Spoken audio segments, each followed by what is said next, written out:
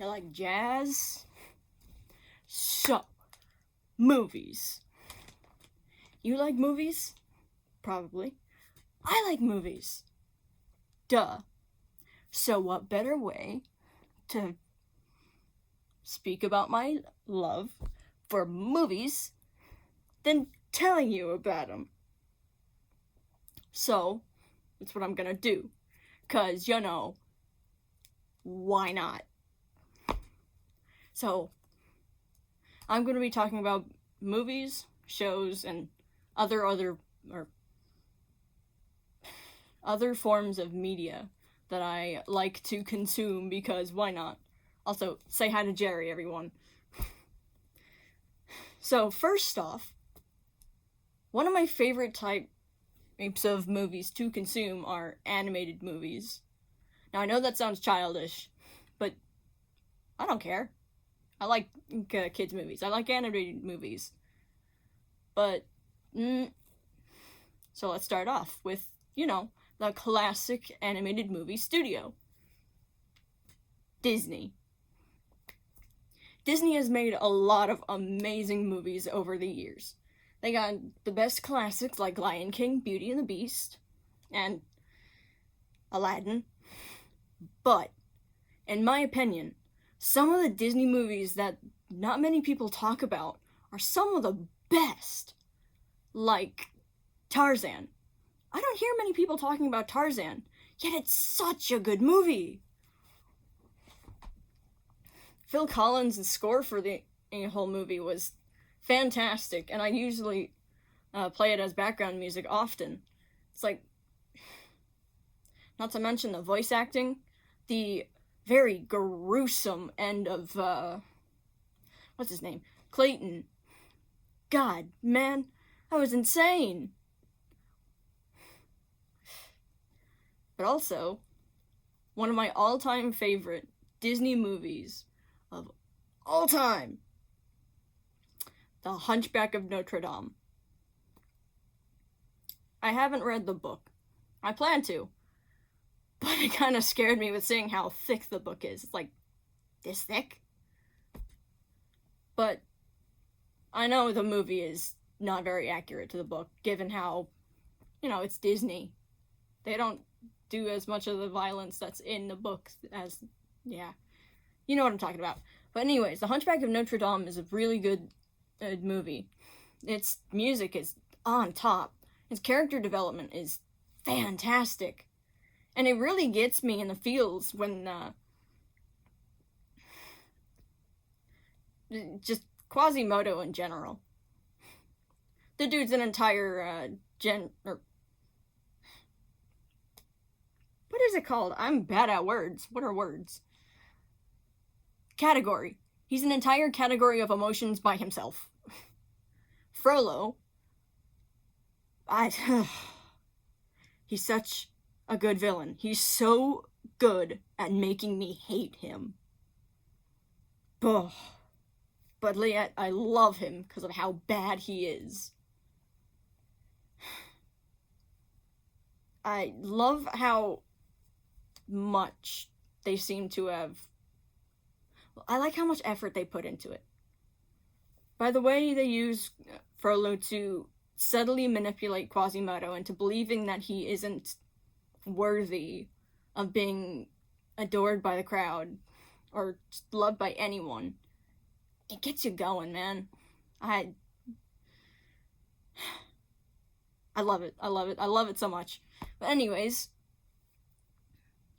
another form of movies that I adore. Whew. I love it. I love it. I love it. Musicals. Oh, I've been told by so many of my friends that I seem like I would be a theater kid. And I'm kind of regretting that I didn't go into any kind of theater. Probably would have fit in, either as an actor or just behind the scenes. But anyways, musicals. One of my favorite musicals of all time. The first one I was ever introduced to was Phantom of the Opera. That, both the original album and the 2009 movie. Whew. Oh man. Words cannot describe how much I love Phantom of the Opera. I don't see why people are hating so much on Gerard Butler. I thought he did amazing. His voice seemed to fit well, and his acting was pretty good. It was honestly the girl who played Christine Daae in the movie, obviously, who I don't think did as well, but she did a good job.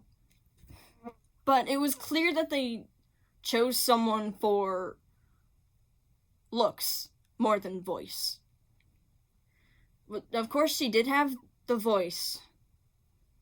And also, I am just comparing to the original cast of Sarah Brightman as the original Christine Daae. But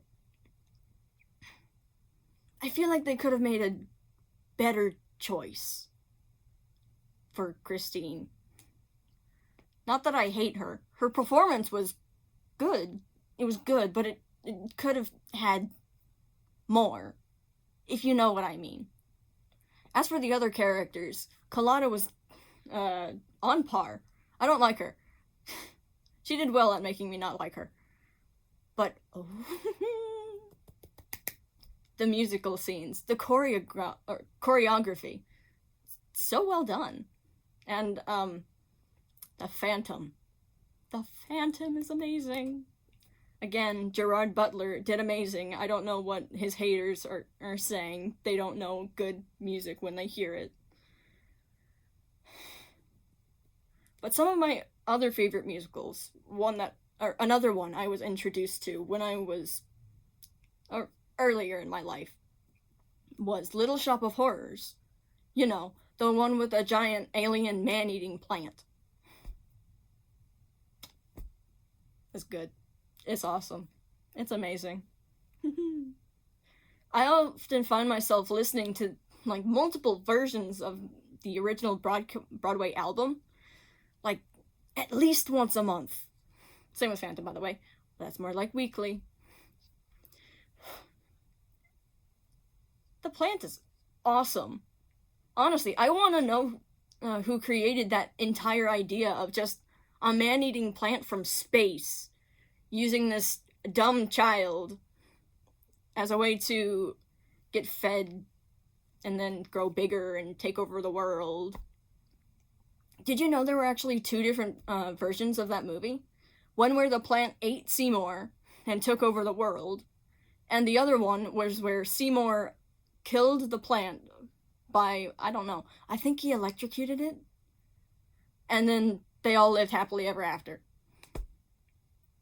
Honestly didn't understand how Seymour didn't go to prison after that. Because, I don't know. 1, murder. 2, genocidal plant. But, murder. Multiple counts of murder.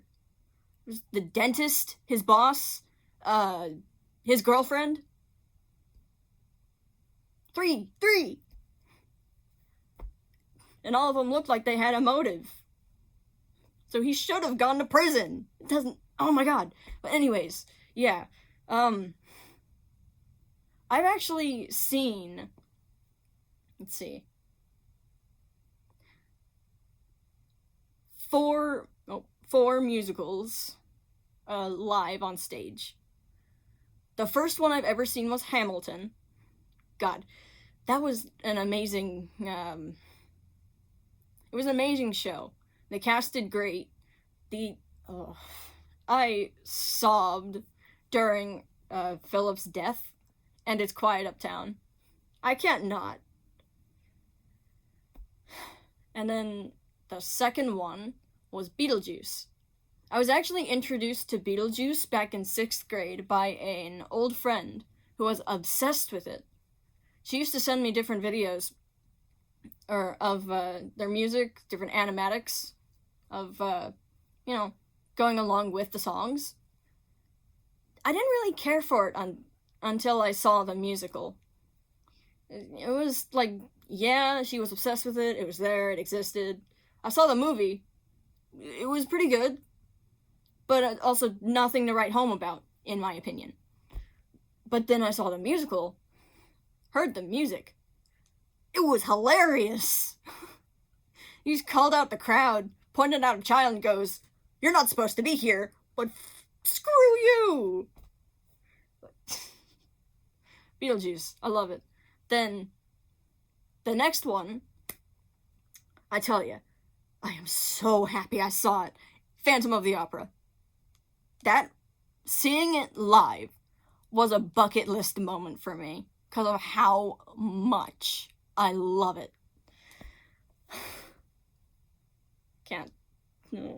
Words can't even describe how happy I was when I saw it live. Then, the fourth and last one was Les Miserables. Honestly, I don't care much for Les Mis. It was a good musical. Definitely hit me in the feels, but I didn't really care for it.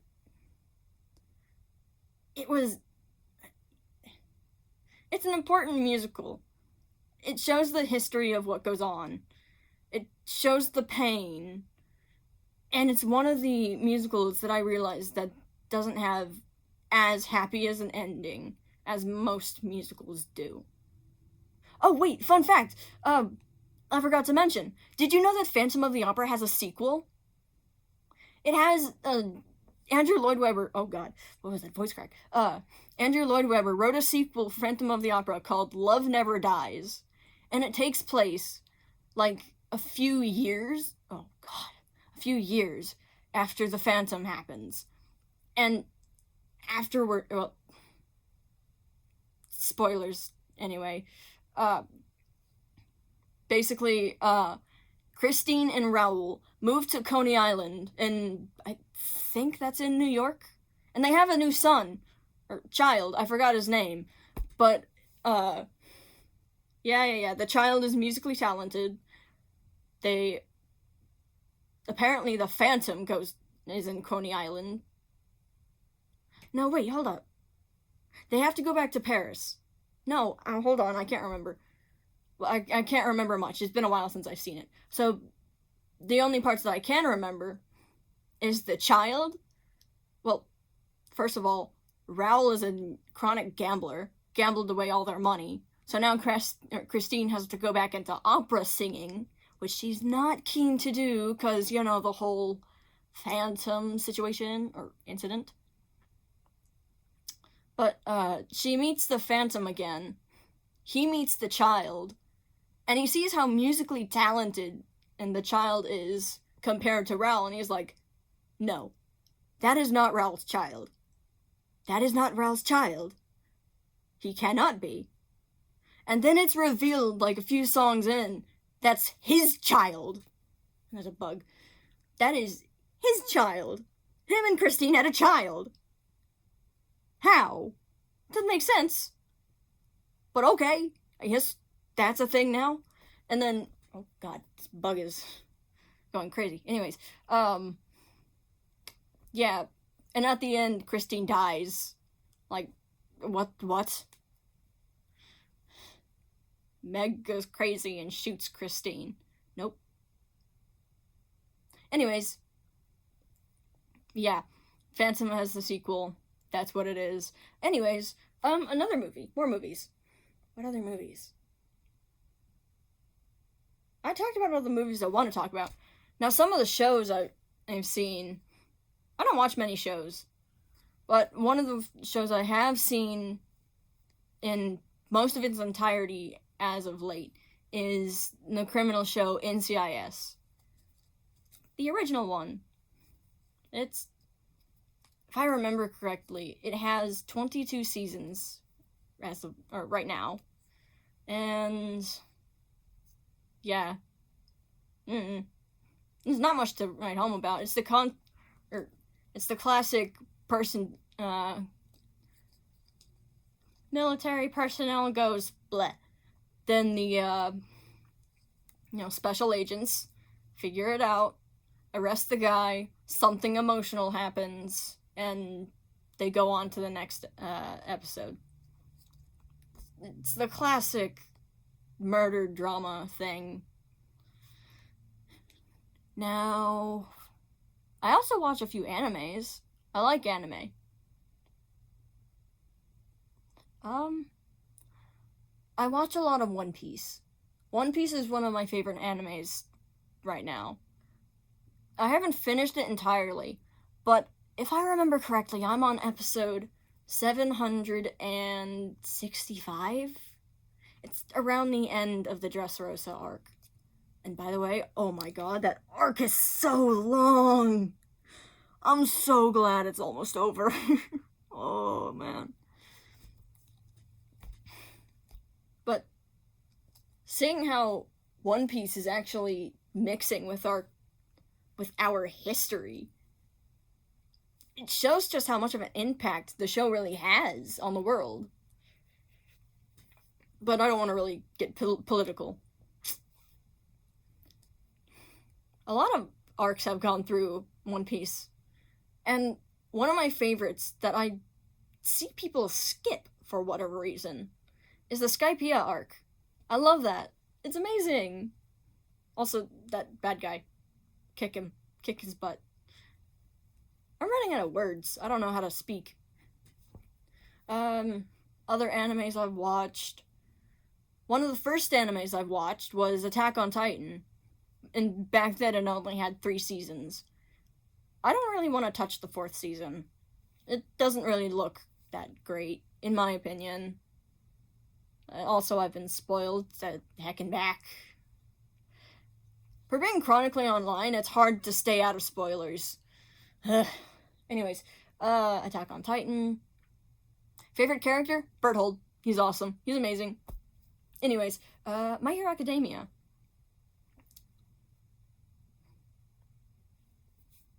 I don't know if people will agree with me on this, but I didn't think Endeavor deserved a redemption arc.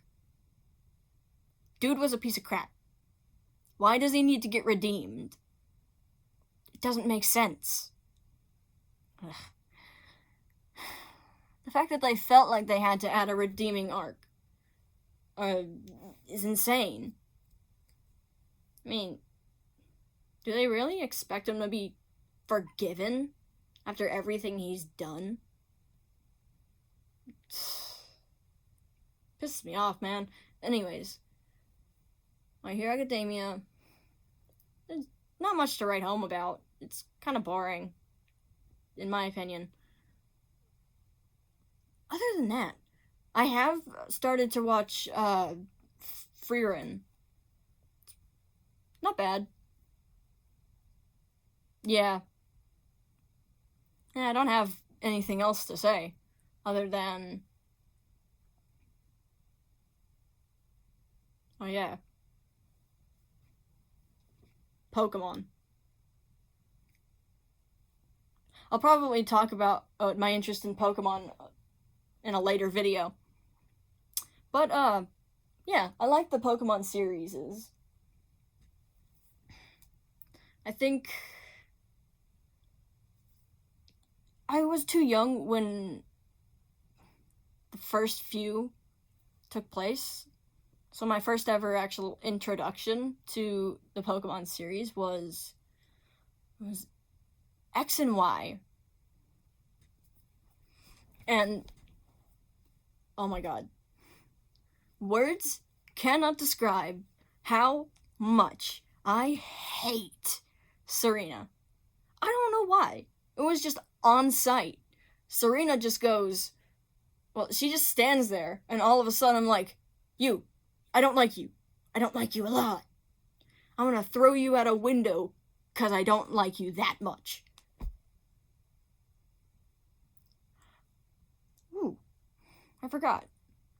One TV show that I forgot to mention that is actually really, really good is Ted Lasso. It's about an American football coach going to the UK to be a soccer coach. At first he starts out as an amateur, then he gets better and better. And it's such an emotionally intelligent show. And there's someone there that anyone can relate with. Can't tell you. If you ever plan on watching that show, make sure to have tissues with you. It's really good. It'll really kick you in the feels. So hard. But it's a good kind of sad. It's so relatable. But anyways, yeah. Movies, shows, Jerry. Bye.